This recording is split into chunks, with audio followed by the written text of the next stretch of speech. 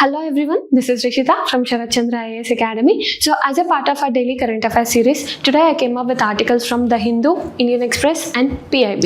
Okay, so today's topics are, first one, if solar irrigation is overdrawing groundwater, it's being done wrong. Okay, so ఇది UPSC పరంగా చూస్తే paper 3లో వస్తుంది and state groups పరంగా చూస్తే paper 4. Okay, next a Palestinian state is the foundation for regional peace. Okay, ఇది UPSC పరంగా చూస్తే paper 2లో IRలో వస్తుంది మనకి, APPSCలో అయితే అండ్ TGPSలో అయితే కనుక పేపర్ 1లో వస్తుంది. నెక్స్ట్ ఆఫ్టర్ నక్సలిజం ఏ డెవలప్మెంట్ కారిడార్. ఓకే, సో ఇది ఇంటర్నల్ సెక్యూరిటీ ఇష్యూ మనకి. సో UPSCలో చూస్తే పేపర్ 3 అని చెప్పొచ్చు, అదే APPSలో చూస్తే కనుక పేపర్ 1 అండ్ TGPSCలో మనకి పేపర్ 6లో కవర్ అవుతుంది. ఓకే, సో ఈరోజు ప్రిలిమ్ షార్ట్ తోని నేను I got this national testing agency. Okay, so under this prelim short. ఆ తర్వాత నెక్స్ట్ మనకి మెయిన్స్ ఎన్రిచ్మెంట్ సెగ్మెంట్ ఉంటుంది and daily practice questions. Okay, so with this will start our first article. Okay, so ఇందులో ఏం చెప్పారు మనకి, if solar irrigation is over drawing water, ground water, it's being done wrong. Okay, so before going in to this, అసలు solar irrigation అనేది ఎందుకు వచ్చింది మనకి? Okay, so మనకు తెలిస్తే PM కుసుమ్ అనే ఒక పర్టికులర్ స్కీమ్ ఉంది, రైట్? సో ఈ PM కుసుమ్ ద్వారా ఏం చేస్తున్నారు, they are ensuring that farmers will have solar panels కదా. సో ఈ సోలార్ ప్యానెల్స్ అనేది ఎందులో వాడమంటున్నారు, ఇరిగేషన్లో, రైట్? సో ఇరిగేషన్లో ఎందుకు, to extract ground water, right? Ground water. So మనం కనుక చూస్తే ఆల్రెడీ ఇండియాలో nearly 86 to 87% of irrigation water అనేది మనకి గ్రౌండ్ వాటర్ నుంచి వస్తుంది. అంటే ఏంటి, 86 నుంచి 87% ఆఫ్ ఇరిగేషన్కి యూజ్ చేసే water we are getting already from ground water, right? అంటే ఏంటి, ఇంకా ఫర్దర్గా కూడా పెరిగితే ఇది గ్రౌండ్ వాటర్ ఎక్స్ట్రాక్షన్ అనేది ల్యాండ్ డిగ్రేడేషన్ అనేది జరిగే ఛాన్సెస్ ఉంటాయి, రైట్? అంటే ఏంటి, ప్రొడక్టివిటీ ఆఫ్ ల్యాండ్ అనేది తగ్గుతుంది. మరి సోలార్ ఇరిగేషన్కి గ్రౌండ్ వాటర్కి లింక్ ఏంటి అని అందరు అనుకోవచ్చు. సో లింక్ ఏంటంటే, ఇప్పుడు సోలార్ ఇరిగేషన్ ద్వారా ఇప్పుడు PM కుసుమ్ ఉందండి, రైట్? సో దాని ద్వారా ఏం చేశారు, సోలార్ ప్యానెల్స్ అనేవి ఫార్మర్స్ కి ఇస్తున్నాం మేము అని చెప్పారు, and subsidised prices, right? So అట్లా సబ్సిడైజ్డ్ ప్రైజెస్ నుంచి వచ్చిన తర్వాత ఏమవుతుంది, ఫ్రీ ఎలక్ట్రిసిటీ అనేది వస్తుంది, రైట్? సో ఎప్పుడైతే ఎలక్ట్రిసిటీ అనేది ఫ్రీ అవుతుందో, in terms of irrigation usage అనేది ఇన్ఎఫిషియంట్ అవ్వచ్చు. అంటే ఏంటి, ఫ్రీగానే కదా, పర్లేదులే, మోటార్ ఇంకో గంట ఉంచుతాను నేను అని అనుకుంటూ ఉంటారు ఫార్మర్స్, రైట్? సో అలా ఎప్పుడైతే అనుకుంటూ ఉంటారో అప్పుడు ఏంటి, too much of ground water extraction అవుతుంది కావాల్సిన దానికంటే. సో దానివల్ల ఏమవుతుంది, మనకి ల్యాండ్ డిగ్రేడేషన్ అనేది అవుతుంది. సో ఇప్పుడు ఈ ప్రిలిమ్స్ కంటెక్స్ట్ లో మనం ఈ పర్టికులర్ ఆర్టికల్ నుంచి ఏం తెలుసుకోవాలి? Okay, we need to understand about PM Kusum. Okay, so PM Kusum అనేది ఎప్పుడు లాంచ్ చేశారు అంటే, it was happened in 2019. So అందరు ఏమనుకుంటారంటే PM కుసుమ్ అనేది పవర్ కదా, ఎలక్ట్రిసిటీ గురించి మాట్లాడుతున్నారు, సో మినిస్ట్రీ ఆఫ్ పవర్ కిందకి వస్తుంది అని అందరు అనుకుంటారు. But no, it is not under ministry of power, but it is under ministry of new and renewable energy. Okay, so అదొకటి చిన్న ట్రిక్ ఏంటంటే, దట్ ఈస్ సోలార్ కదా, సోలార్ పవర్ అంటున్నారు, సో రిన్యూవబుల్ ఎనర్జీ మినిస్ట్రీ కింద ఉంటుంది అని గుర్తుపెట్టుకోండి. తర్వాత next it focuses on solarisation of irrigation, అంతే కదా, సోలార్ ప్యానల్స్ అనేవి ఎస్టాబ్లిష్ చేస్తున్నారు. సో అయితే ఇప్పుడు ఈ పర్టికులర్ సోలార్ పవర్ ని ఫార్మర్స్ ఎలా యూస్ చేసుకోవచ్చు అంటే, as I told you, irrigation లో ఫ్రీ ఎలక్ట్రిసిటీగా వాడుకోవచ్చు. అండ్ ఇంకోటి ఏంటంటే, surplus, in case surplus electricity ఏమైనా జనరేట్ అయితే they can sell that particular surplus electricity to local discoms. For example, ఒక ఫార్మర్ కి జస్ట్ 100 యూనిట్స్ ఆఫ్ ఎలక్ట్రిసిటీ సరిపోతుంది అతని ఫామ్ కి. ఓకే, కాకపోతే అతని సోలార్ ప్యానెల్స్ మాత్రం ఒక 200 యూనిట్స్ అనేది జనరేట్ చేశాయి అనుకుందాం ఎలక్ట్రిసిటీ. అంటే ఏంటి, ఇక్కడ ఒక 100 యూనిట్స్ అనేది సర్ప్లస్ ఉంది కదా, ఎక్స్ట్రా ఉంది కదా. సో దీన్ని కనుక డిస్కామ్స్ కి కనుక అమ్ముకున్నారు అనుకోండి ఆ పర్టికులర్ ఫార్మర్, సో అతనికి రెవెన్యూ జనరేట్ అవుతుంది, రైట్? సో రెవెన్యూ, దానివల్ల బెటర్ లైవ్లీహుడ్ అనేది ఎన్ష్యూర్ చేయొచ్చు వాళ్ళ ఫ్యామిలీకి. సో అలా. ఆ తర్వాత next, it's a central sponsored scheme. చాలా రోజుల నుంచి నేను చెప్తానే ఉన్నాను, సెంట్రల్ సెక్టర్ స్కీమ్ ఏంటి, సెంట్రల్ స్పాన్సర్డ్ స్కీమ్ ఏంటి అని. బికాస్ చిన్న స్టేట్మెంట్స్ ఏనండి. ఇప్పుడు క్వశ్చన్ ఎలా అడుగుతారంటే ప్రిలిమ్స్ లో, so some question will be given on this PM Kusum. Okay, so ఒక ఫస్ట్ స్టేట్మెంట్. సెకండ్ స్టేట్మెంట్, ఇక్కడ సెంట్రల్ స్పాన్సర్డ్ బదులు సెక్టర్ పెట్టేస్తారు. అప్పుడు ఏమవుతుంది, దట్ విల్ బి రాంగ్. ఎందుకు, సెంట్రల్ స్పాన్సర్డ్ అంటే ఏంటి, 60:40 రేషియో ఉండాలి, రైట్? లేదంటే 90:10 రేషియోలో ఉండాలి కదా మనకి. సో అంటే between revenue division between centre, ఇది సెంటర్ది, ఇది స్టేట్ది, ఇది సెంటర్ది, ఇది స్టేట్ది, right. So centrally sponsored schemes లో కొన్ని స్టేట్స్ లో 60% సెంటర్ ఇస్తుంది, 40% స్టేట్ ప్రొవైడ్ చేస్తుంది. కొన్నిట్లలో ఏంటంటే 90:10 ఉంటుంది, రైట్. సో ఆ తర్వాత మరి ఈ పర్టికులర్ స్కీమ్ అనేది సెంటర్ది ఎలా ఉంది, స్టేట్ది ఎలా ఉందో చూద్దాం. ఓకే, సో ఇప్పుడు సెంటర్ పక్క 30% ఇవ్వాల్సిందే. సో స్టేట్స్ అనేవి మినిమం 30 ఇవ్వాలి, కానీ గ్రేటర్ దాన్ 30% కూడా ఇవ్వాలనుకుంటే ఇవ్వచ్చు. Okay, so it depends upon financial capability of that particular state and also government of that particular state. ఆ తర్వాత ఫార్మర్ మినిమం, ఓకే, సో ఎట్లా అంటే లైక్ 40% or less than 40% అనేది అతనికి పడుతుంది burden in order to buy the solar panels. Okay, so prelims context లో మనం ఇది తెలుసుకోవాలి. Next mains context. మరి సోలార్ ప్యానల్స్ గురించి కాదు, మెయిన్స్ కంటెక్స్ట్ లో మనకి solar energy, okay, so solar energy గురించి అనేది తెలుసుకోవడం అవసరం. ఓకే, సో మెయిన్స్ కంటెక్స్ట్ లో మనం ఎప్పుడు చేసేది, that is knowing 2 sides of that particular topic, right. So 2 sides of that particular topic తెలిస్తే ఏమవుతుంది మనకి, we can answer in a very comprehensive way, right. So significance and challenges. First మనం significance ఏంటో చూద్దాం. Okay, so when comes to significance, clean energy. So we already know that India is the third largest emitter in terms of greenhouse gases. Okay, so third largest emitter India. So ఇప్పుడు third largest నుంచి మనం ఇంకా తగ్గాలండి, okay, greenhouse gases. ఎందుకంటే we are ensuring to go for this clean energy, లేదంటే net zero. Okay, so net zero by ఎంత, 2070 లోపు we are focusing on net zero. So అలాంటప్పుడు ఇలాంటి రిన్యూవబుల్ ఎనర్జీస్ అనేవి హెల్ప్ చేస్తాయి మనకి. Okay, next energy security. ఇప్పుడు మనకు తెలిసిందే, ఇప్పుడు మనం నియర్లీ లైక్ క్రూడ్ ఆయిల్ పరంగా నియర్లీ 50 to 55% మనం వెస్ట్ ఏషియా మీద డిపెండ్ అయి ఉంటాం. మొన్ననే తెలుసుకుందాం అది, రైట్. సో అంటే ఏంటి, ఒక ఎనర్జీ సెక్యూరిటీ లేదు మనకి. మొన్న రీసెంట్ గా ఎప్పుడైతే ఈ స్ట్రైట్ ఆఫ్ హోర్ముజ్ లో, okay, so straight of Hormuz లో సమ్ సార్ట్ ఆఫ్ బ్లాకేడ్ అనేది అయిందో, so we got this LPG crisis, energy security పోయింది, రైట్. సో అలా కాకుండా ఇప్పుడు రిన్యూవబుల్ ఎనర్జీ ద్వారా వెళ్తే కనుక we can ensure this Atmanirbhar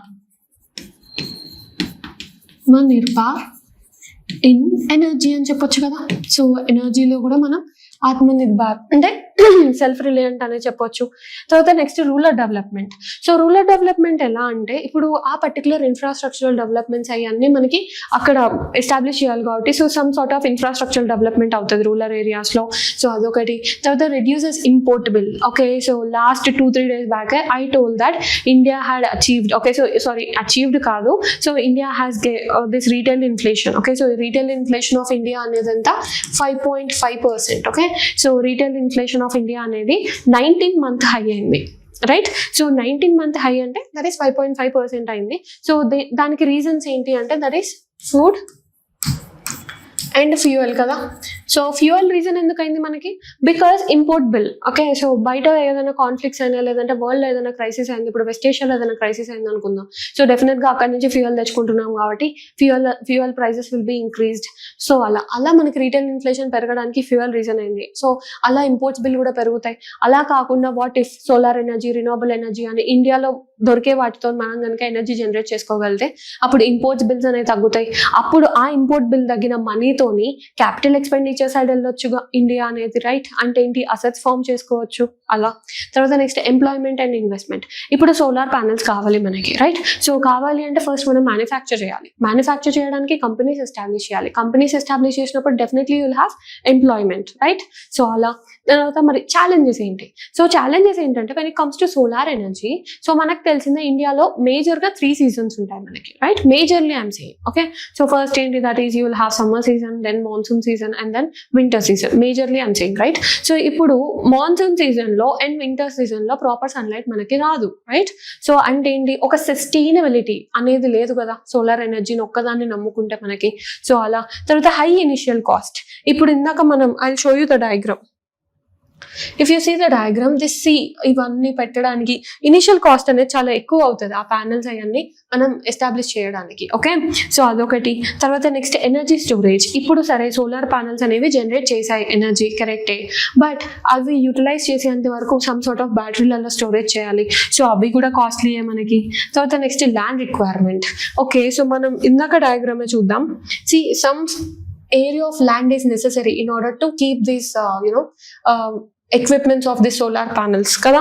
So మరి ఇండియాలో నియర్లీ 85% ఫార్మర్స్ అనే వాళ్ళు మార్జినల్ అనమాట. ఓకే, సో మార్జినల్ ఫార్మర్స్ అంటే ఏంటి, that is less than or equals to 2 hectares ఉంటాయి వాళ్ళ దగ్గర ల్యాండ్. ఓకే, సో అట్లా 2 hectares or less than 2 hectares land ఉన్న ఫార్మర్స్ కి సో వాట్ ఇఫ్ ఇలాంటి సోలార్ ప్యానల్స్ అనేవి వాళ్ళు అగ్రికల్చర్ ల్యాండ్స్ లోనే పెట్టుకుంటే ఇంకా ఫీల్డ్ పరంగా అంటే ఏంటి, లైక్ వాళ్ళ ఇరిగేషన్ పరంగా యూస్ చేసే ల్యాండ్ తగ్గుద్ది, రైట్. సో అదొకటి, క్రాప్స్ పరంగా యూస్ చేసే ల్యాండ్. తర్వాత వేస్ట్ మేనేజ్మెంట్. ఇప్పుడు సోలార్ ప్యానల్స్ అనేది దేని కింద వస్తుందండి, ఈ వేస్ట్, రైట్. సో ఇండియా అనేది 3rd largest in terms of ఈ వేస్ట్ జనరేటర్. అంటే ఈ వేస్ట్ జనరేషన్ లో ఇండియా ఆల్రెడీ 3rd largest ఉంది. అంటే ఏంటి, ప్రాపర్ రీసైక్లింగ్ ప్రాసెస్లు అనేవి మనకి ఇంకా లేవు, ఒక సర్క్యులర్ ఎకానమీని మనం ఇంకా పెట్టలేకపోయాం, రైట్. సో అట్లా వేస్ట్ మేనేజ్మెంట్ అనేది ప్రాపర్ గా చేయకపోతే ఇది అంటే ఏమంటారు, ఇది అడ్వాంటేజెస్ కంటే ఛాలెంజెసే పెరుగుతాయి. ఓకే, సో అలా మనం you need to understand this mains context in this particular article. Okay, so or next article. Okay, so ఈరోజు నెక్స్ట్ ఆర్టికల్ ఏంటంటే that is a Palestinian state is the foundation for regional peace. Okay, so మనం చూస్తే కనుక ఈ రోజు newspaper like it's been like ఈ రోజు ఒక్క రోజే కాదు, లైక్ మెనీ డేస్ నుంచి some or the other conflict of West Asia will be scene in news paper కదా. సో ఏదో విధంగా అక్కడ గొడవలు అంటారు, ఇక్కడ గొడవలు అంటారు, లేదంటే హ్యుమానిటీ క్రైసిస్ అంటారు, లేదంటే హంగర్ రేట్ అనేది పెరుగుతుంది వెస్ట్ ఏషియాలో అంటారు. సో అట్లా సమ్ సార్ట్ ఆఫ్ ఏమంటారు, like disturbing things will be happening in West Asia, right. మరి దీనికి సొల్యూషన్ ఏం లేదా అన్న కంటెక్స్ట్ లో ఈ ఎడిటోరియల్ రాయడం జరిగింది హిందూ పేపర్ లో. సో ఇందులో ఆథర్ గారు ఏమంటారంటే, పాలెస్టీన్ స్టేట్ ఎస్టాబ్లిష్ చేస్తేనే అక్కడ మనకి పీస్ అనేది కనిపిస్తుంది. వెస్ట్ ఏషియాలో పీస్ అనేది ఎస్టాబ్లిష్ అవ్వాలంటే the initial step should be the establishment of Palestine state అని చెప్తారు అనమాట. Okay, so he says that the road of peace in West Asia runs through this Palestinian statehood. Okay, so ఈ particular context లో మనం ఈ particular editorial నుంచి అసలు prelims ఏం నేర్చుకోవాలి అండ్ మెయిన్స్ ఏం నేర్చుకోవాలి. Okay, so prelims. So first prelims context లో చూస్తే కనుక సో ఇజ్రాయెల్ గురించి మెన్షన్ చేసింది కాబట్టి you have to know the border countries of Israel and a water bodies ఉన్నాయి దాని చుట్టూ, ఎలాంటి మౌంటైన్స్ ఉన్నాయి. సో అలాంటివన్నీ వీ హ్యావ్ టు నో. ఎందుకంటే సో ఇప్పుడు 2023లో దెర్ వాజ్ అ ఏమంటారు ఉక్రెయిన్ అండ్ రష్యా వార్ వల్ల సో మచ్ పేపర్లో ఊరికంటే ఉక్రెయిన్ కనిపిస్తుండే. సో ఉక్రెయిన్ బార్డర్ కంట్రీస్ అడిగాడు ప్రిలిమ్స్ లో. సో అలా ఈసారి they may ask Israel as well, right. So అలా సో ఇజ్రాయెల్ బార్డర్ కంట్రీస్ అనేది there are 4 sovereign countries. Okay, so first ఏంటి, దట్ ఈస్ లెబనాన్ ఒకటి, సిరియా ఒకటి, జార్డన్ ఒకటి, ఈజిప్ట్ ఒకటి. ఓకే, సో అదొకటి. మరి వాట్ అబౌట్ ప్యాలెస్టైన్ అంటే ఏంటంటే దట్ ఈస్ వెస్ట్ బ్యాంక్. ఇక్కడ ఉన్న వెస్ట్ బ్యాంక్ అనేది ఒకటి. ఓకే, అండ్ దెన్ ఇక్కడ ఉన్న గాజా స్ట్రిప్. ఈ రెండు మనకి ప్యాలెస్టైన్ కిందకి వస్తాయి. సో తర్వాత వాటర్ బాడీస్ చూస్తే కనుక ఇక్కడ ఈ పర్టికులర్ బాడీ ఉంది చూడండి, that is called as Dead Sea. Okay, so దీన్ని మనం డెడ్ సీ అని అంటూ ఉంటాం. సో ఈ డెడ్ సీకి ఏమేమి ఉంటాయి, దట్ ఈస్ జార్డన్ ఒకటి, వెస్ట్ బ్యాంక్ ఒకటి, అండ్ ఇజ్రాయెల్ అనేది ఒకటి, ఇది డెడ్ సీ బార్డర్. ఆ తర్వాత నెక్స్ట్ గోలన్ హైట్స్. సో ఈ గోలన్ హైట్స్ కూడా ఫ్రీక్వెంట్ గా న్యూస్ లో ఉంటుంది. సో ఇది దేని బిట్వీన్ ఉంటుందంటే that is Israel and Syria మధ్యలో మనకి గోలన్ హైట్స్ అనేది కనిపిస్తుంది. After that Mediterranean Sea. So ఈ మెడిటేరియన్ సీని west of Israel, not east of Israel. Okay, so west of Israel లో మనకి మెడిటేరియన్ సీ ప్రెజెన్స్ అనేది కనిపిస్తుంది, not east of Israel, west of Israel. So ఎందుకు అంత స్ట్రెస్ చేస్తున్నానంటే స్టేట్మెంట్స్లలో Mediterranean sea is connected to the east of Israel అంటారు. Okay, so మనం ఏమనుకుంటాం, అవును ఇజ్రాయెల్ పక్కనే ఉంది కదా, ఓకే అనుకుంటాం, but no, west of Israel, not east of Israel. Okay, so అలా. ఆ తర్వాత నెక్స్ట్ ఇంకొకటి ఏంటంటే that is red sea. So ఇక్కడ రెడ్ సీ కూడా ఉంటుంది. సో ఇజ్రాయెల్ అనేది రెడ్ సీకి బార్డర్ అవ్వకపోవచ్చు, but through Gulf of Aqaba. ఏంటది, that is Gulf of red sea. Israel అనేది రెడ్ సీకి ఇలా త్రూ గల్ఫ్ ఆఫ్ అకాబా ద్వారా కనెక్ట్ అవుతుంది. సో అలా. So in this way you have to understand in prelims context. So మరి mains context ఏంటి? So mains context లో ఈరోజు ఏంటంటే, సో మనకు తెలిసిందే దిస్ వెస్ట్ ఏషియాలో కాన్ఫ్లిక్ట్స్ అనేవి ఎక్కువగా జరుగుతూనే ఉన్నాయి, right. So in some of the other way everyday పేపర్లో some sort of crisis will be seen. ఒక్కొక్కసారి హంగర్ అనేది ఎక్కువ అవుతుందంటారు, ఒకసారి some sort of humanity crisis వచ్చిందంటారు, so some sort of wars అనేవి స్టార్ట్ అయినాయి. సో అలా అనమాట, రైట్. సో అసలు in order to solve the problem, ఎప్పుడైనా సరే ఒక ప్రాబ్లమ్ని సాల్వ్ చేయాలంటే first we need to know అసలు ఆరిజిన్ అనేది ఎక్కడ స్టార్ట్ అయింది ప్రాబ్లంలో, రైట్. సో ఇప్పుడు ఫర్ ఎగ్జాంపుల్ మన ఫ్రెండ్స్ ఇద్దరు కొట్టుకుంటారు కొట్టుకుంటున్నారు అనుకోండి. సో ఫస్ట్ మనం వెళ్ళంగానే in order to mediate, okay, so in order to solve that particular issue అసలు ఫస్ట్ ఎక్కడ స్టార్ట్ అయిందిరా అని అడుగుతాం, రైట్? అంటే ఏంటి, ఆరిజిన్ నుంచి పై వరకు రావాలి, రైట్? సో అలా మనకి ఇప్పుడు the root of regional hostility అనేది we have to understand in order to answer, in order to mediate or in order to solve, in order to establish peace in this particular West Asia. Okay, so first ఏంటి, that is Roman invasion. Okay, so అసలు 17 AD, okay, so ఆ టైంలో ఏమైందంటే, so Romans అనేవాళ్ళు అప్పుడు ఒక country ఉండేది అక్కడ, okay, that is called Judea. Okay, so Judea country ఉండేది. ఓకే, ఆ జుడేయా కంట్రీలో ఎవరు ఉండేవాళ్ళు అంటే that is ancestors of Jews. Okay, so ఇప్పుడున్న జీవ్స్ యొక్క ancestors use to live in this Judea country. Okay, so ఈ రోమన్ ఇన్వేషన్ వాళ్ళు వచ్చి ఏం చేశారంటే they persecuted this Jews and they sent away. Okay, అంటే ఏంటి, ఫర్ ఎగ్జాంపుల్ వాళ్ళ కంట్రీ ఇది అనుకోండి, దే సెంట్ దెమ్ అవే, బయటికి పంపించేశారు. Okay, so and they established their own rule. Okay, so అప్పటి నుంచి ఏమైందంటే జీవ్స్కి వాళ్ళకంటూ ఒక ల్యాండ్ లేదు. ఓకే, అప్పటి నుంచి if at all if they go to any area, okay, so వాళ్ళు ఏమనే వాళ్ళంటే you are outsiders. Okay, so మీరు ఇక్కడ మాకు నేటివ్ కాదని చెప్పి వాళ్ళని కరెక్ట్గా చూడకపోయేవాళ్ళు. Okay, so majority of the Jews అప్పుడు ఎక్కడికి వెళ్ళారంటే they went to Europe. Okay, so అలా మనకు తెలిసిందే సెకండ్ వరల్డ్ వార్లో కూడా వాళ్ళ సైడ్ చాలా హ్యూమన్ క్రైసిస్ అనేది జరిగింది. ఇప్పుడు Hitler use to say this Jeeves as impure. Okay, so అని చెప్పి సో కాన్సన్ట్రేషన్ క్యాంప్స్ అని, సో వాళ్ళని చాలా చంపేసేవాళ్ళు, రైట్?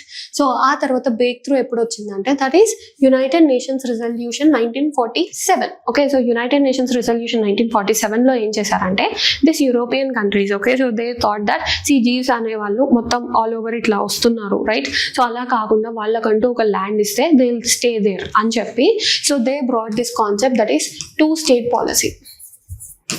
ఓకే, సో అలా యునైటెడ్ నేషన్స్ అనేది 2-state పాలసీని మనకి చేద్దాం అన్నట్టు ఒక ఐడియా చెప్పింది. ఓకే, సో ఆ 2 states ఏంటంటే that is Israel and the next one is Palestine. Okay, so ఈ ఇజ్రాయెల్ అనేది ఎవరికి ఇద్దాం, జ్యూస్కి ఇద్దాము అని చెప్పి అన్నారనమాట. ఓకే, సో ఈ ప్యాలెస్టైన్ ఎవరికి అంటే సో ఇప్పుడు ఎప్పుడైతే యాన్సిస్ట్రల్ ఇయర్స్ బ్యాక్ జ్యూస్ వెళ్ళిపోయిన తర్వాత అక్కడ నేటివ్ పాపులేషన్ స్టార్ట్ అవుతుందో so they use to think వాళ్ళకి ప్యాలెస్టైన్ నేటివ్స్కి ప్యాలెస్టైన్ ఇద్దాము అని చెప్పి అన్నారనమాట. ఓకే, సో బట్ ఈ పర్టికులర్ రిజల్యూషన్ని of 1947 was not accepted by Palestine. ఒప్పుకోలేదు, ఎందుకంటే వాళ్ళు ఎప్పుడో వెళ్ళిపోయారు, మేము తరతరాలుగా ఉంటున్నాం, మా ల్యాండ్ ఎందుకు ఇవ్వాలి వాళ్ళకి?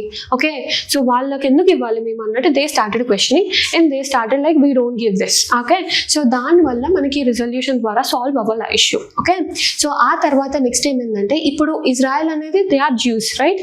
సో మిగతా వెస్ట్ ఏషియాలో నేషన్స్ ఏంటి, అరబ్ నేషన్స్, రైట్? సో అంటే ఏంటి, ఇజ్రాయెల్ వర్సెస్ అరబ్ నేషన్స్ అనే ఒక వార్ స్టార్ట్ అయింది. ఓకే, సో చాలా వార్స్ అయినాయి. ఓకే, సో ఆ వార్స్లో ఎక్కువ శాతం ఇజ్రాయెల్ అనేది పయోనీర్ అయిందనమాట. ఓకే, సో దానివల్ల ఏంటి, వెస్ట్ ఏషియాలో ఒక పవర్ఫుల్ నేషన్గా ఎస్టాబ్లిష్ అయింది ఇజ్రాయెల్ అనేది. Okay, so in the mean time because of its strategy చాలా బాగుంటుంది ఇజ్రాయెల్ది in terms of this war. Okay, you will get to know in world history. Okay, so ఆ తర్వాత ఏమైందంటే ఓన్లీ జస్ట్ 2 places మిగిలిపోయాయి ప్యాలెస్టైన్కి. ఓకే, సో ఈ wars నుంచి అవుట్పుట్ ఏమొచ్చిందంటే ప్యాలెస్టైన్కి జస్ట్ ఇందాక నేను చూపించాను కదా వెస్ట్ బ్యాంక్ ఒకటి అండ్ గాజా స్ట్రిప్, ఈ 2 parts మాత్రమే మిగిలాయి ప్యాలెస్టైన్ దగ్గర.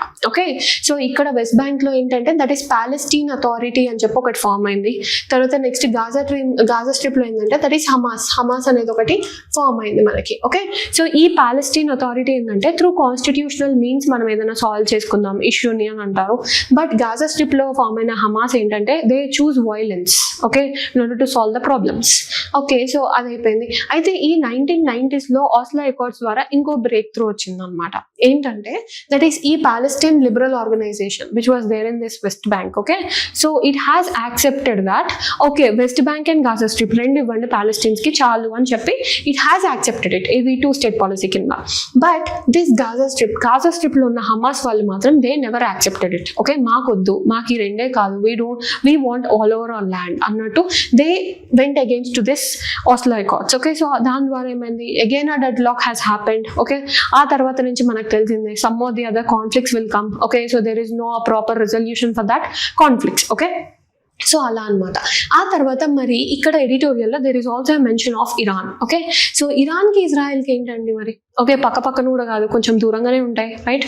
సో మరి ఏంటి ఇష్యూస్ అంటే సో ఇరాన్లో మనకి ఎక్కువ ఏ కమ్యూనిటీ ఉంటుందంటే that is Shia community. Okay, so ఈ షియా కమ్యూనిటీకి ఇజ్రాయెల్కి కూడా పడదు. ఓకే, సో ఇప్పుడు మనం లెబనాన్లో ఉన్న ఒక టెర్రర్ గ్రూప్ ఏంటి, that is Hezbollah. Right. So ఇప్పుడు ఈ హెజ్బుల్లా కూడా they also belong to Shia. Okay, so ఈ ఐడియాలజీ అనేది మ్యాచ్ అవ్వడం వల్ల ఏమైందంటే, so there is a saying that Iran is funding or Iran is helping this Hezbollah in order to go against this Israel. Okay, so ఈ రెండు కలిపి అంటే హెజ్బుల్లాకి ఇరాన్ సపోర్ట్ అనేది ఉంది in order to go against Israel and also create this disturbances near the border areas అట్లా అనమాట. Okay, so అలా లింకప్ అనేది ఉంది. బట్ మనం కనుక హిస్టరీ చూస్తే ఇరాన్లో జూయిష్ కమ్యూనిటీస్ అనే వాళ్ళు కొంతమంది ఉన్నారు. కాన్స్టిట్యూషనల్ పరంగా కూడా ఒక సీట్ అనేది, okay, so 1 seat will be allocated to this Jewish representative. Okay, so అలా అని చెప్పొచ్చు. మరి మీడియేషన్ ఇస్ ద కీ అంటే ఏంటి? సో మనకు తెలిసింది 2020లో అబ్రహం అకార్డ్స్ అనేది అయింది. సో ఒక సక్సెస్ఫుల్ మిషన్ అనే చెప్పొచ్చు ఇది అబ్రహం అకార్డ్స్ అనేది. Though there are few challenges.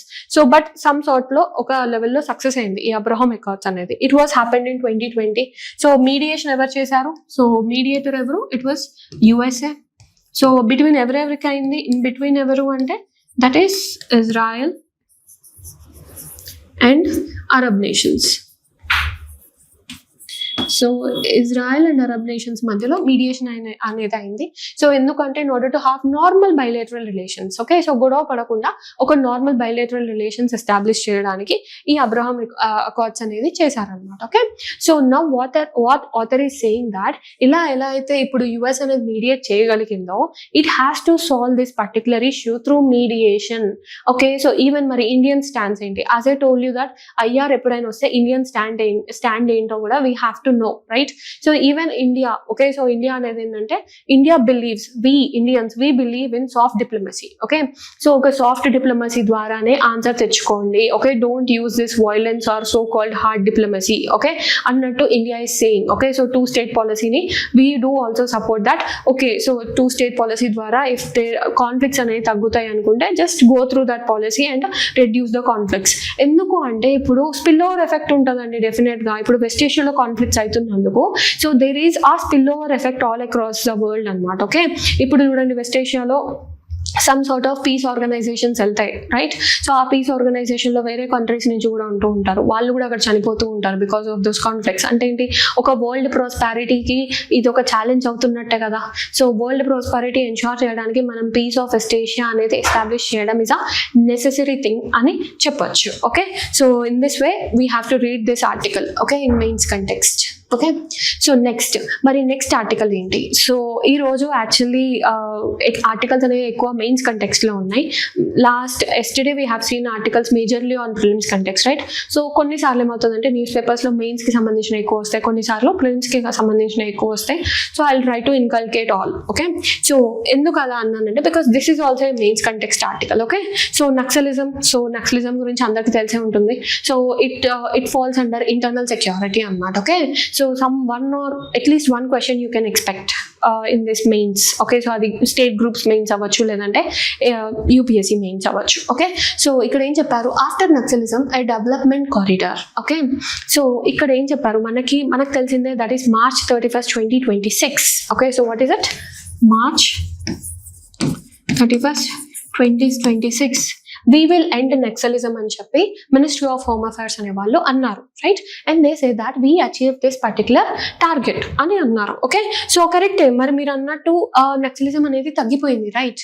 కాకపోతే తగ్గిపోయిన ఏరియాస్లలో కనుక మీరు డెవలప్మెంట్ చేయలేకపోతే మళ్ళీ గవర్నమెంట్ డెఫిసిట్ అనేది వెళ్తుంది, మళ్ళీ క్రైసిస్ అవుతుంది, మళ్ళీ నక్సలిజం ఐడియాలజీ పెరిగే ఛాన్సెస్ ఉంటాయి అని చెప్తున్నారు. ఓకే, సో అంటే ఏంటి? గవర్నమెంట్ అనేది ఎండింగ్ ఆఫ్ దిస్ నక్సలిజం అనేది ఒక మిషన్ లా కాదు, బట్ అక్కడ డెవలప్మెంటల్ ఆస్పెక్ట్స్ కూడా చూసుకోవాలి, ఇండస్ట్రియల్ కారిడార్స్ అనేవి ఎస్టాబ్లిష్ చేయాలి, ఎంప్లాయ్మెంట్ అనేది జనరేట్ చేయాలి, పావర్టీనెస్ అనేది తగ్గించాలి అని చెప్పి ఈ పర్టికులర్ ఆర్టికల్లో they are discussing. Okay, so red corridor అంటే ఏంటి అంటే the areas where this Naxalism has so much spread అనమాట. ఓకే, సో అంటే చాలా ఎక్కువగా కాన్సన్ట్రేషన్ ఎక్కువ ఉన్న వాటిని రెడ్ కారిడార్స్ అంటారు.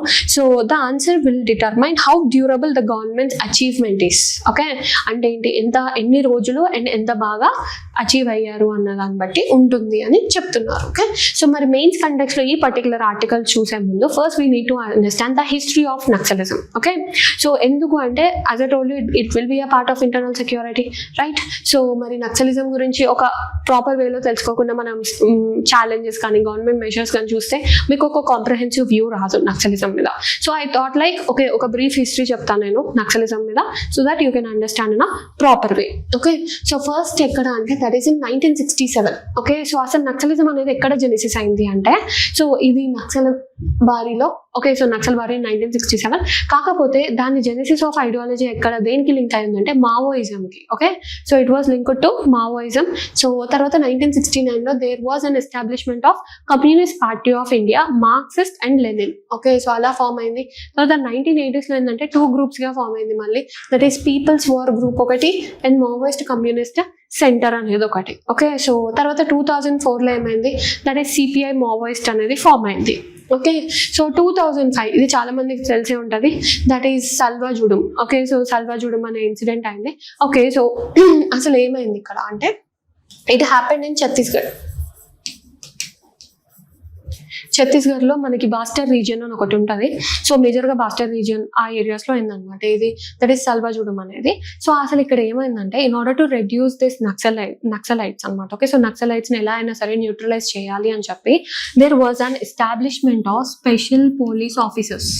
అయితే ఈ స్పెషల్ పోలీస్ ఆఫీసర్స్ అనే వాళ్ళని ఎలా సెలెక్ట్ చేశారు అంటే, ఒకటి 18 years ప్లస్ ఉండాలి అండ్ ఆ ఏరియాస్లో తెలిసి ఉండాలి అండ్ మినిమల్ ట్రైనింగ్. ఓకే, అంటే ఏంటి, అక్కడ ట్రైబల్ ఏరియాస్లో 18 years ప్లస్ ఉన్న వాళ్ళకి యూనిఫామ్లు ఇచ్చేసి మినిమల్ ట్రైనింగ్తోనే okay fine you can now go and fight to Naxals అని చెప్పేశారు అనమాట. ఓకే, అలా చెప్పడం వల్ల ఏమవుతుంది, ప్రాపర్ ట్రైనింగ్ కనుక ఎన్ష్యూర్ చేయకపోతే వాళ్ళకి ఇచ్చిన పవర్ని వాళ్ళకి బెటర్ యూసేజ్ రాదు. సో దానివల్ల ఏమైందంటే చాలా కాన్ఫ్లిక్ట్స్ అనేవి రేజ్ అయ్యాయి. దో నక్సల్స్ అనేవి న్యూట్రలైజ్ చేయడం జరగవచ్చు, కాకపోతే ఏంటంటే అక్కడ విలేజెస్ లెవెల్లో విలేజెస్ని చంపడం, ఓకే వాళ్ళ పర్సనల్ గ్రడ్జెస్కి వేరే వాళ్ళని చంపడం, సో అట్లా చాలా బ్లడ్ షెడ్ అనేది ఎక్కువగా అయిందనమాట ఆ టైంలో. ఓకే, సో దానికి ఇప్పుడు అందులో మెయిన్ ఎవరు అంటే దట్ ఈస్ మహేంద్ర కర్మ అనే తను. ఓకే, సో ఆ తర్వాత మరి 2010లో అనేది it is I can say it is an eye opening okay for central and state governments in terms of this naxalism. ఎందుకంటే దెర్ వాజ్ అ దంటెవాడ ఇన్సిడెంట్ అనేది ఒకటి అయింది. ఓకే, సో దంటెవాడ ఇన్సిడెంట్ లో ఏమైందంటే, ఈ నక్సల్స్ అనే వాళ్ళు they killed 76 CRPF officers. CRPF 76 ఆఫీసర్స్ని చంపారు. అంటే almost a company of that CRPF ఆఫీసర్స్ని చంపేశారు ఇది దంటెవాడలో 2010లో. So then the government, central and state governments thought that this is not how we need to solve the case అని చెప్పి అప్పటిదాకా ఉన్న కోబ్రా అవ్వచ్చు లేదంటే గ్రే హౌండ్స్ అనే కొన్ని ఎఫిషియెంట్ గ్రూప్స్ని పెట్టారనమాట ఫర్ నక్సల్స్. ఓకే, సో అప్పటి నుంచి they started giving so much importance to that particular groups in order to end the naxalism as soon as possible. Okay, so అట్లా 2011లో ఏమైందంటే ఈ సల్వాజుడుం కేసు ఉంది కదా, that was considered as unconstitutional. Okay, so unconstitutional of this particular Salwa Judum group by supreme court. Okay, so అదొకటి. ఆ తర్వాత 2010s నుంచి 20s వరకు there was a significant decrease in terms of naxalism. So మనకు ఆల్రెడీ తెలిసిందే last year we had this operation black forest. Okay, so many state that this is an end of Naxalism. Okay, ఇది March 31st of this 2026. Okay, ఇట్లా 2025లో operation black forest కూడా successful అయింది అన్నట్టు. So అలా చెప్తున్నారు. సో మరి mains this is the history, brief history of this Naxalism. So మరి మెయిన్స్ కంటెక్స్లో ఏం చదవాలి? సో ఛాలెంజెస్ ఆఫ్ నక్సలిజం, అసలు ఎందుకు నక్సలిజం స్ప్రెడ్ అవుతుంది ఇండియాలో అంటే, as I told you governance deficit. So ఎప్పుడైనా సరే మన గాంధీ గారు చెప్పినట్టు గ్రాస్ రూట్ లెవెల్ నుంచి డెవలప్మెంట్ అనేది రావాలి. గ్రాస్ రూట్ లెవెల్ నుంచి డెవలప్మెంట్ రాకపోతే ఇలాంటి థాట్స్ అనేవి అంటే ఇలాంటి ఎక్స్ట్రీమ్ ఐడియాలజీస్ పెరుగుతాయి మనకి. ఓకే, సో ఎలా అంటే ఫర్ ఎగ్జాంపుల్ గవర్నమెంట్ అనేది అక్కడ యాజ్ యూ నో లైక్ కొన్నిట్లలో హాస్పిటల్స్ కానీ some sort of necessary things అనేవి ఎస్టాబ్లిష్ చేయలేదు అనుకోండి. సో అప్పుడు ఏమవుతుంది, నక్సల్స్ కనుక తీసుకొచ్చి వాళ్ళకి హాస్పిటల్స్ ఎస్టాబ్లిష్ చేశారు అనుకోండి, ఈజీగా వాళ్ళ సైడ్ డైవర్ట్ అయిపోతారు వాళ్ళు, రైట్? సో అట్లా గవర్నమెంట్ మనం ఏం చేయాలి, being a part of government we shouldn't make deficits. Okay, so వాళ్ళకి అన్ని అందించేలా చేయాలి మనం. బికాస్ బీయింగ్ అ హ్యూమన్స్ వాళ్ళకి ఎసెన్షియల్ కమోడిటీస్ అనేవి దొరకాలి being a citizens of India. తర్వాత next as I told you అది అండర్ డెవలప్డ్ ఏరియాస్. ఇప్పటిదాకా చూడండి మీరు, సో చాలా ప్లేసెస్ లైక్ యూనో కర్రెగుట్ట అనేవి ఒకటి. సో ఈ నక్సల్ ఏరియాస్, ఓకే, సో ఈ నక్సల్ ఏరియాస్ ఏంటంటే అండర్ డెవలప్డ్ ఉంటాయి చాలా వరకు. సో ఇఫ్ యూ అబ్జర్వ్ ఇండియాలో అసలు ఎక్కడ నక్సలిజం అనేది బాగా పెరిగింది అంటే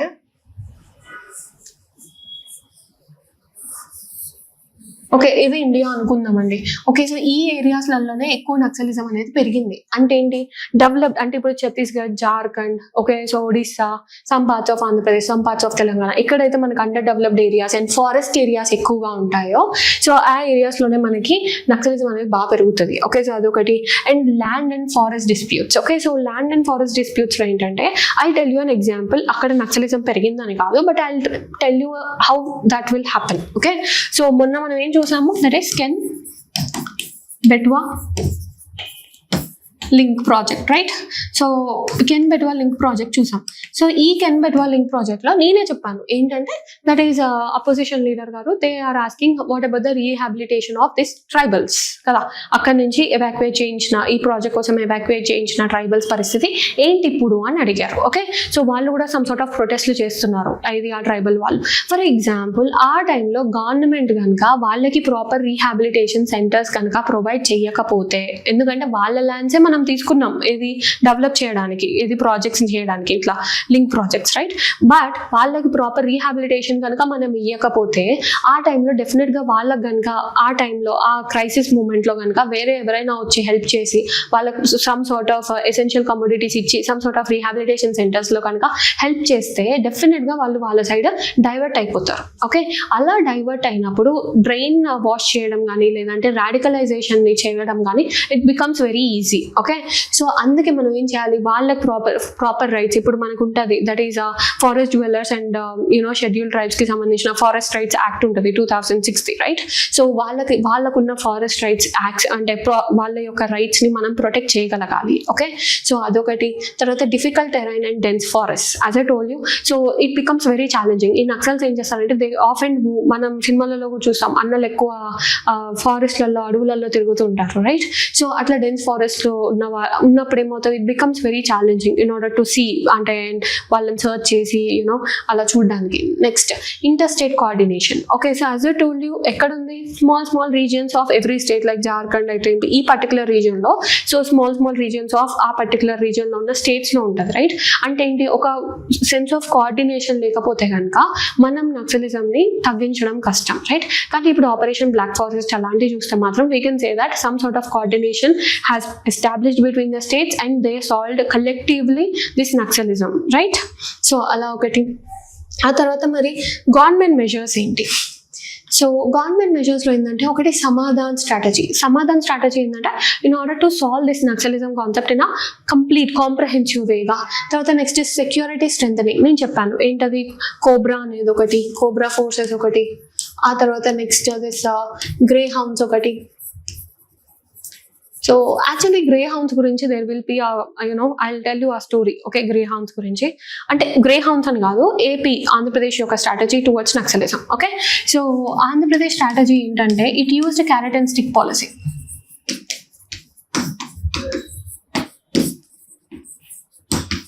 okay, so carrot and stick policy అంటే ఏంటి, ఇప్పుడు సర్దార్ వల్లభాయ్ పటేల్ గారు మనకు ఆల్ ఇండియా లెవెల్లో యూజ్ చేశారు. సో ఏపీ ఆంధ్రప్రదేశ్ వాళ్ళు ఏం చేశారంటే they used against naxalism. Okay, so carrot అంటే ఏంటంటే ఎవరైతే వచ్చి వాళ్ళంతటా వాళ్ళు లొంగిపోతారో వాళ్ళకి రీహాబిలిటేషన్ సెంటర్స్ ఎస్టాబ్లిష్ చేయడం, some sort of financial support in order to leave properly, so అలా ఇచ్చేవాళ్ళు. స్టిక్ ఏంటంటే ఎవరైతే మాట వినారో వాళ్ళకి గ్రే హౌండ్స్ని పంపించేవాళ్ళు వాళ్ళ side. Okay, in order to solve ఎలా అయినా సాల్వ్ చేయడానికి, లేదంటే in order to neutralise. Okay, so అలా గ్రే హౌండ్స్ని యూజ్ చేసేవాళ్ళు. అలా this Andhra Pradesh strategy we can say it is a successful strategy in terms of reducing naxalism. Okay, తర్వాత next infrastructural development. Okay, so proper roads establish చేయాలి and you know proper networks అనేది చూడాలి like, and ఇంకొకటి security camps అనేవి ensure చేయాలి. So అలా. ఆ తర్వాత నెక్స్ట్ డెవలప్మెంట్ ఇనిషియేటివ్స్, ఆ ఏరియాస్ డెవలప్ అవ్వడానికి some of the other sort of initiatives అనేది తీసుకురావాలి. తర్వాత నెక్స్ట్ ప్రాపర్ రీహాబిలిటేషన్ సెంటర్స్ అనేవి తీసుకోవాలి. ఎవరైతే మేము వచ్చి సరెండర్ అవుతామన్నారో వాళ్ళని సొసైటీలో ఒక భాగంగా మనం మనం చేసుకోవాలి. ఓకే, సో అలా చేసుకోగలిగితే కనుక వాళ్ళకు కూడా ఓకే మనం మంచిగా బతకొచ్చు అన్నట్టు ఉంటారు. సో అలా. అండ్ రీసెంట్గా మనం చూస్తే కనుక దిస్ August 10th, ఓకే, ఎవరు దిస్ తెలంగాణ డీజీపీ గారు. ఓకే, సో తెలంగాణ డీజీపీ గారు he has hoisted a flag. Okay, so 50 years నుంచి అసలు కర్రెగుట్ట దగ్గర ఫ్లాగ్ హాయిస్ట్ చేసిందే లేదు. కానీ తెలంగాణ డీజీపీ గారు he hoisted this flag. Okay, so Indian flag. Okay, so Indian flag అనేది హాయిస్ట్ చేయడం జరిగింది. సో 50 years నుంచి లేదు. Okay, so we can say actually Karregutta అనేది ఏంటంటే ఆ మౌంటైన్స్ అనేది we can say it is like a most concentrated region of this Naxalism. Okay, so అక్కడికి మన పోలీసులు వెళ్ళగలిగారు అంటే we can say that Naxalism has reduced or declined in a very very very significant way, which is a very good thing. Okay, so అలా అనమాట. In this way you have to read this particular article in mains context. ఆ తర్వాత next national testing agency. Okay, so ఈ paper leaks and everything, okay, anti paper leak bills అలాంటివి ఉండడం వల్ల మనకి NTA అనేది ప్రాపర్గా కనిపిస్తూనే ఉంది. ఎవ్రీడే న్యూస్ పేపర్లో కనిపిస్తుంది, రైట్? ఈరోజు హిందూ పేపర్లో స్టార్టింగ్ పేజ్లోనే వచ్చింది దిస్ ఎన్టీఏ. ఓకే, సో అసలు ఎన్టీఏ అంటే ఏంటి? ఓకే, సో మనం పాలిటీలో we have to know. Okay, so national testing agency అని చెప్పొచ్చు. ఓకే, సో ఇది ఎక్కడ? It was established in 2017. So అందరికి తెలిసిందే it is under ministry of education, ఎందుకంటే టెస్ట్ కండక్ట్ చేస్తుంది కాబట్టి. So but it is registered as a society. అందరూ ఏమనుకుంటారంటే ఇది కూడా స్టాట్యుటరీ అయి ఉండొచ్చు బికాస్ అది నేషనల్ టెస్టింగ్ ఏజెన్సీ యాక్ట్ ద్వారా ఫామ్ అయిందేమో అని. But no, it is registered as a society under Indian societies registration act of 1860. Okay, so ఇది ఇండియన్ రిజిస్ట్రేషన్ సొసైటీస్ యాక్ట్ ఉంటుంది కదా, so Indian societies registration act ద్వారా అవుతుంది. తర్వాత నెక్స్ట్ దీని అపాయింట్మెంట్ ఎవరు చేస్తారు వీళ్ళకి సంబంధించి అంటే central government will appoint the director general. Okay, so తర్వాత మరి ఫినాన్స్ అనేది ఎలా? Okay, so this national testing agency స్టార్టింగ్లో గవర్నమెంట్ ఫినాన్స్ ఇచ్చేది, బట్ లేటర్ ఆన్ ఏమైందంటే ఇట్ బికేమ్ సెల్ఫ్ సస్టైన్డ్ అనమాట. ఓకే, సో ఎలా అంటే through examination fees and everything it became self sustained. Okay, so next ఏంటంటే we have this mains enrichment segment. Okay, so ఈ mains enrichment సెగ్మెంట్లో ఏంటంటే first ఈరోజు నేను human capital versus social capital తెచ్చాను. జనరల్గా ఏం చేస్తారంటే మెయిన్స్లో కొంతమంది హ్యూమన్ క్యాపిటల్ వాళ్ళు సోషల్ క్యాపిటల్ రాస్తారు, సోషల్ క్యాపిటల్ వాళ్ళు హ్యూమన్ క్యాపిటల్ రాస్తారు. ఓకే, ఏముందిలే అనుకుంటారు. బట్ సి మన పేపర్స్ కరెక్ట్ చేసే వాళ్ళు సమ్ పిహెచ్డి చదివిన వాళ్ళు అయి ఉంటారు. Okay, so they will understand the difference. Okay, so మనం రాస్తున్నాం కాబట్టి in order to fetch good marks ఏది ఎక్కడ వాడాలో అక్కడ వాడితే మనకి ఒక బెటర్ మార్కింగ్ అనేది జరుగుతుంది. ఓకే, సో ఫస్ట్ అసలు హ్యూమన్ క్యాపిటల్ అంటే ఏంటో చూద్దాం. ఓకే, సో హ్యూమన్ క్యాపిటల్ అంటే ఏంటంటే హ్యూమన్కి పొసెస్ అయ్యే, లైక్ ఫర్ ఎగ్జాంపుల్ ఇంటెలిజెన్స్ లేదంటే some sort of skills an individual can have, right? So అంటే ఏంటి? As a human. Okay, so an individual can have అనే వాటిని మనం హ్యూమన్ క్యాపిటల్ అంటాం. ఓకే, సో మరి సోషల్ క్యాపిటల్ అంటే ఏంటి? సోషల్ క్యాపిటల్ అంటే ఏంటంటే the relations that you have in a society. Okay, so ఏంటవి? రిలేషన్స్. సో రిలేషన్స్ ఉన్నదాన్ని ఏమంటాం? That is considered as a social capital. Okay, so ఇప్పటి నుంచి ఎప్పుడైనా మెయిన్స్ ఆన్సర్స్ రాసేటప్పుడు ensure that you use these words నా ప్రాపర్ వే. ఓకే, సో అది ఇక్కడ అంటే హ్యూమన్ క్యాపిటల్ దగ్గర సోషల్ క్యాపిటల్ దగ్గర హ్యూమన్ క్యాపిటల్ ఇక్కడ నుంచి వాడకండి. ఓకేనా? సో తర్వాత next quote of the day. So quote of the day ఏంటంటే ఈరోజు I brought a coat on time. Okay, so time is not measured by passing of years but by what one does, what one feels and what one achieves. Okay, so this was told by our first prime minister of India, that is Jawaharlal Nehru garu. So ఈ particular కోట్ని మనం ఎక్కడ వాడొచ్చు అంటే you can use in ethics paper, లేదు అంటే you can also use in essays. Okay, so then you can get good marks. So ఈ రోజు కనుక మనం ప్రిలిమ్స్ MCQs చూస్తే I brought a MCQ on PM Kusum. Okay, so just try to answer this. Next one I brought it on National Testing Agency because as I told you every day it is being in papers. So let's see if we get this question. Next, so నిన్న మనం అనుకున్నాం that is VBG Ramji మీద will have a means question, right? So మరి ఎలా start చేయాలి ఈ particular question అంటే intro you can state that. Okay, so MG NREGA నుంచి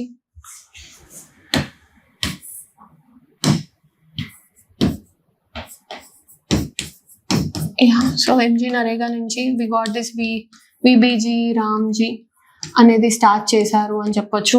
so next body. Okay, before going in to the body are exercise ఏంటి? Demand 1 ఏంటో తెలుసుకోవాలి, demand 2 ఏంటో తెలుసుకోవాలి. సో ఇక్కడ మేజర్ ఫీచర్స్ అనేది ఏంటి? It is demand 1. తర్వాత నెక్స్ట్ ఛాలెంజెస్ అనేది ఏంటి? It is demand 2. Okay, so first ఏంటి ఫీచర్స్. సో ఫీచర్స్ అనేది ఏంటి, ఇది ఒక 125 days అనేది ఉంటుంది. ఓకే, ఇది ఒక సెంట్రల్ స్పాన్సర్డ్ స్కీమ్ అని చెప్పొచ్చు. ఓకే, సో తర్వాత నెక్స్ట్ అన్ఎంప్లాయ్మెంట్ అలయన్స్ అనేది ఒకటి ఉంటుంది మనకి, employment alliance. Okay, yeah. So మరి ఛాలెంజెస్ ఏంటి, what are the challenges? So ఛాలెంజెస్ని కనుక కన్సిడర్ చేస్తే, యా, సో ఛాలెంజెస్ ఏం రాయొచ్చు మనం? So the first one is స్టేట్కి స్ట్రెయిన్ అవుతుంది, బికాజ్ ఇప్పటి నుంచి స్టేట్ కూడా ఫినాన్షియల్గా హెల్ప్ చేయాల్సిందే, రైట్? సో ఫినాన్షియల్గా ఎంతో కొంత రేషియో అనేది స్టేట్ పెట్టాల్సి వస్తుంది. సో అదొకటి. అండ్ ఇంకా ఛాలెంజెస్లో మనం ఏం రాయొచ్చు, దట్ ఈస్ ఎగ్జిక్యూషన్ డిలే అవుతుంది, సో ప్రాపర్ ఎగ్జిక్యూషన్ అవ్వట్లేదు, సో అదొకటి. తర్వాత ఇన్ఫ్రాస్ట్రక్చరల్ కన్స్ట్రెయిన్స్ కూడా ఉన్నాయి. సో అలా you can write. Okay, so అలా మనం ఫీచర్స్ రాయాలి, ఛాలెంజెస్ రాయాలి. ఆ తర్వాత మరి కంక్లూజన్ ఎలా రాయాలి? సో కంక్లూజన్ ఏంటంటే, you can use this sustainable development goals. Okay, so sustainable development goals ఏంటి, no hunger అంటాం, right? So that is SDG 2. in order to have this SDG 2 అనేది ఎస్టాబ్లిష్ అవ్వాలి. నో హంగర్ ఉండాలంటే ఏంటి, అందరికీ పని ఉండాలి, రైట్? సో అది ఎస్టాబ్లిష్ చేయడానికి మనకి పర్టికులర్ స్కీమ్ అనేది నెసెసరీ. కాకపోతే ఏంటి, మన ఉన్న ఛాలెంజెస్ని ఎలా అయినా తగ్గించుకొని we have to ensure that features will be applied in a very better way, in a practical sense. Okay, so అలా మనం ఎండ్ చేయొచ్చు ఈ పర్టికులర్ క్వశ్చన్ని.